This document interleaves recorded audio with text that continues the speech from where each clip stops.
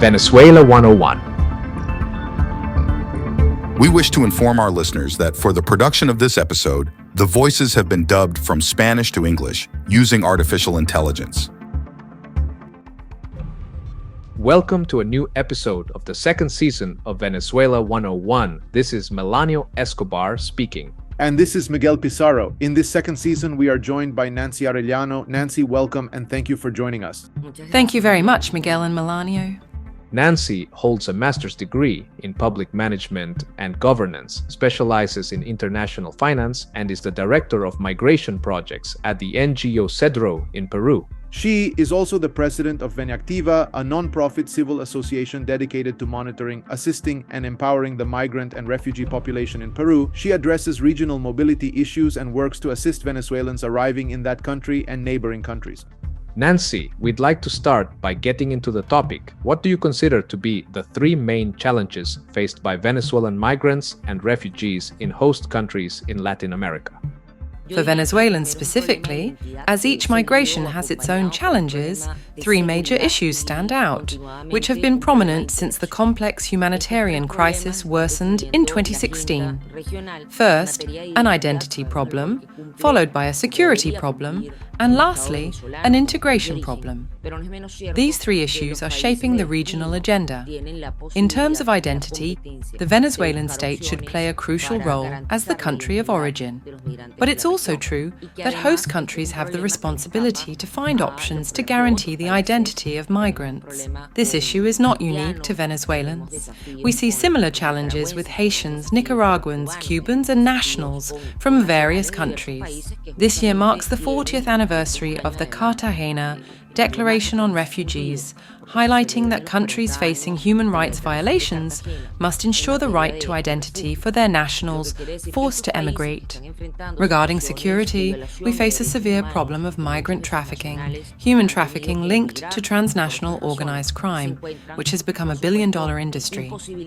This business rivals drug trafficking, especially since the overproduction of coca during the pandemic has lowered cocaine prices, boosting other illicit trades like human trafficking amid high migratory flows in the region. The third challenge is integration in a post-pandemic scenario where economic recovery remains pending for many countries.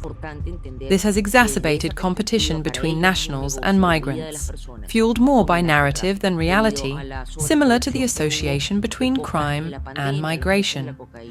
Economic challenges and competition for survival, coupled with the unjust association between migration and crime, hinder effective integration processes in each country.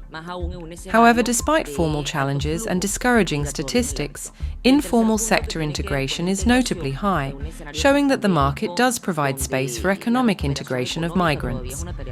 Efforts by the state can enhance this further.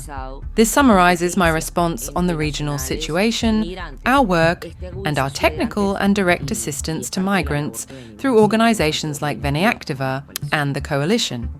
Agreed, Nancy. Now, considering your role as vice president of the Coalition, which gives you a broader perspective beyond Peru, we've noticed the worsening situation in the Darien Gap. Statistics show that 1% of the total Venezuelan population has crossed through the Darien, yet organizations like Doctors Without Borders have suspended activities there.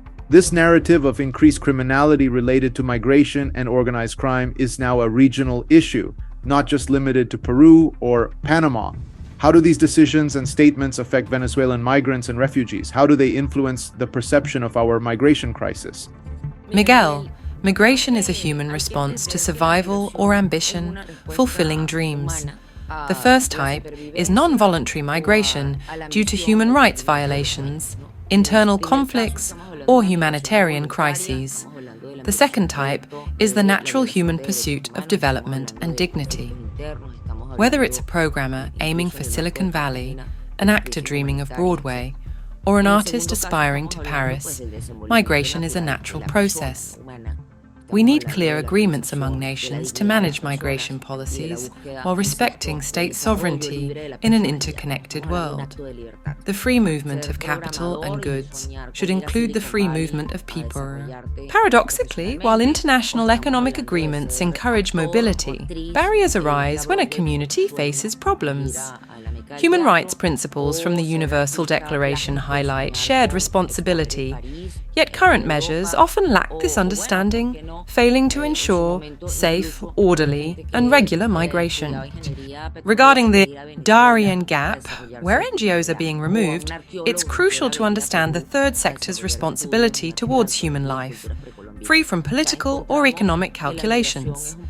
NGOs exist to safeguard fundamental rights without political or economic interests, a role critical in both democratic and human rights respecting countries. For instance, in Peru, we assist people from various countries, emphasizing that human rights are universal, not dependent on nationality. States must recognize their primary responsibility, while NGOs, with state permission, act as intermediaries. Exactly, Nancy. The state's responsibility and civil society's role are crucial. As we conclude this episode, given your experience with CEDRO and Veneactiva, what specific measures can states and civil society take to ensure safe, orderly, and regular migration in their countries? Concrete actions would help our listeners understand the roles of states and civil society in improving migration quality. Firstly, ensure significant participation of migrant-led organizations, existing with state permission. NGOs follow international standards, undergo evaluations, and must have a seat at the table to provide solutions. This involvement ensures the human rights perspective prevails over political or economic agendas. Secondly, integrate migration-focused public policies, recognizing migrants as part of the community. Concepts like social citizenship and cosmopolitanism highlight the need for policies that allow foreigners to participate fully in economic, social, and cultural life. Thirdly, apply the OAS 2003 concept of hemispheric security, understanding all factors behind organized crime and migration. Moving from a securitist to a multi-dimensional security approach can address underlying causes effectively, reducing the need for harsh border controls that often fail.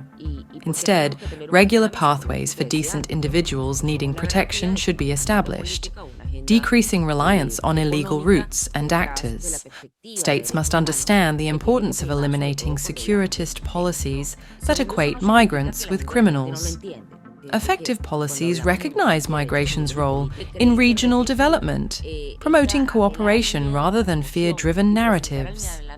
This understanding avoids unrealistic promises to electorates, ultimately preventing political disillusionment. Thank you, Nancy. Your insights are invaluable. Migration is driven by survival, and integration is the best response to populist rhetoric. Robust responses from states, private sectors, and NGOs are essential rather than demonizing migrants. Melanio. Thank you, Nancy. Your expertise on migration issues is enlightening, helping our listeners understand how to address this heart-wrenching topic. Migrants and those they leave behind are connected. Thank you. Thank you all. I hope this is helpful. States must honor commitments, and NGOs will continue contributing to the discussion and supporting migrants. In addition to our personal accounts at Miguel Pizarro and at Melanio Bar, you can also follow us on Instagram as @Venezuela101_. Remember, you can listen to us on Apple Podcasts, Google Podcasts, Spotify, and YouTube. Venezuela 101.